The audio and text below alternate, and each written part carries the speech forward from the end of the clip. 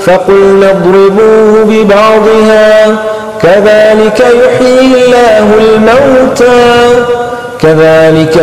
الله الموتى ويريكم آياته لعلكم تعقلون ثم قست قلوبكم من بعد ذلك فهي كالحجارة أو أشد قسوة وإن من الحجارة لما يتفجر منه الأنهار وإن منها لما يشقق فيخرج منه الماء وإن منها لما يهبط من خشية الله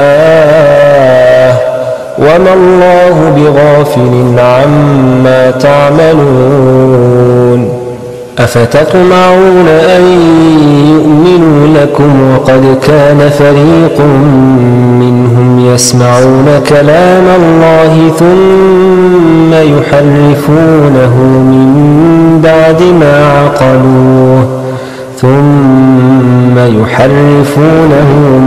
بعد ما عقلوه وهم يعلمون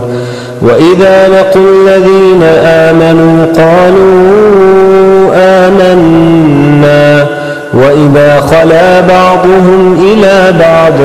قالوا أتحدثونهم بما فتح الله عليكم ليحاجوكم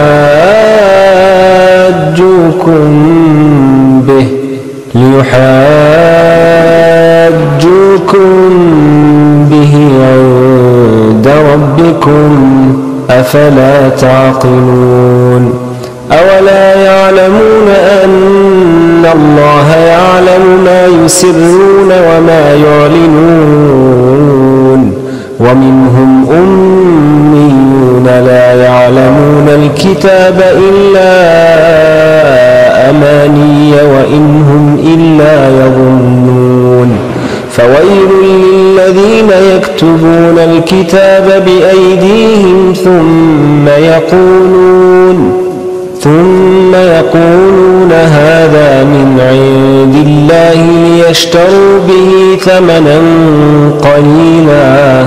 فويل لهم مما كتبت أيديهم وويل لهم مما يكسبون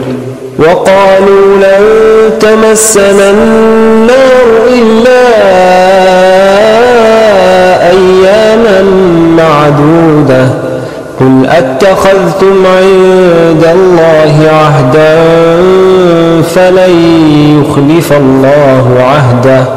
أم تقولون على الله ما لا تعلمون بلى من كسب سيئة وأحاطت به خطيئته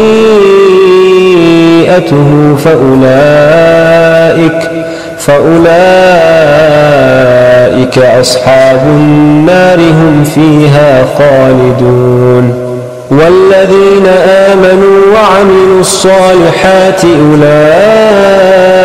أصحاب